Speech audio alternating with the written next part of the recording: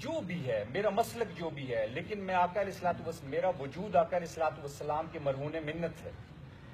میں کسی خادم رضوی کو نہیں جانتا تھا۔ جب وہ آقا علیہ الصلوۃ والسلام کی محبت کے لیے اٹھا، ہماری تمام کی نسبتیں اس کے ساتھ ہوگی۔ اللہ کی عزت کی قسم، اس لنگڑے ساری کائنات مجھ ٹانگوں والوں سے بھر جائے، میں اس لنگڑے کے برابر نہیں ہو سکتا۔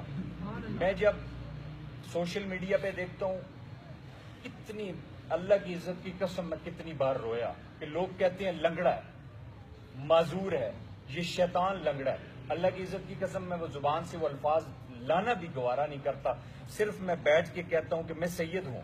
میں کتنی بار تنہائی میں بیٹھا، میں کہ اللہ، میں تجھے اور تیرے محبوب کو گواہ رکھ کے کہتا ہوں کہ مجھ جیسے ٹانگوں والوں سے ساری کائنات بھر جائے، خادم رضوی اس لنگڑے کے جوتوں کے برابر بھی نہیں ہو سکتی۔ یہ نسبتیں اور بلندیاں اللہ کے نبی صلی اللہ علیہ وسلم کی نسبت سے ملتی ہیں۔ اگر جو کام کر رہا ہے یار وہ غلط ہے، تم کون ہو کسوٹی اور پیمانے پرکھنے والے؟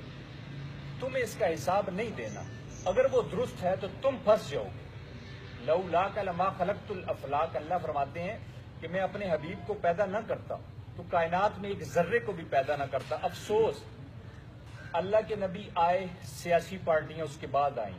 اللہ کے نبی دنیا میں تشریف لائے، سرکاری نوکریاں اس کے بعد آ گئیں۔ آج ہم دنیا کی سیاسی پارٹیوں کے لیے آقا علیہ الصلوۃ والسلام کی ایک ناموس پہ کام کرنے والے کو کمپیریزن اس کا کر رہے ہوتے ہیں، موازنہ کر رہے ہوتے ہیں۔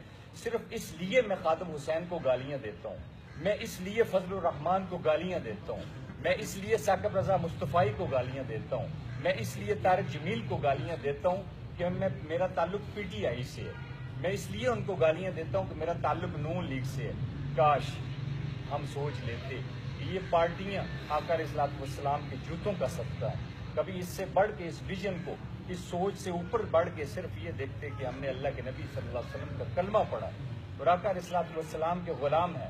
اللہ کی عزت کی قسم، یہ سرکاری لوگ بھی ان محافل میں ہوتے ہیں، میں آپ کے سامنے یہ اقرار کرتا ہوں کہ میں خوشی محسوس کروں گا کہ آقا علیہ الصلوۃ والسلام کی ذات اقدس اور ذات اطہر کے لیے پیٹھ کی بجائے اگر سینے پہ گولی لگے تو سینے سے خون رس رہا ہو تو میں اس حالت میں آقا علیہ الصلوۃ والسلام کی محفل میں اور دربار میں حاضر ہونا زیادہ پسند کروں گا بنسبت اس کے کہ میری پیٹھ پہ گولی لگے۔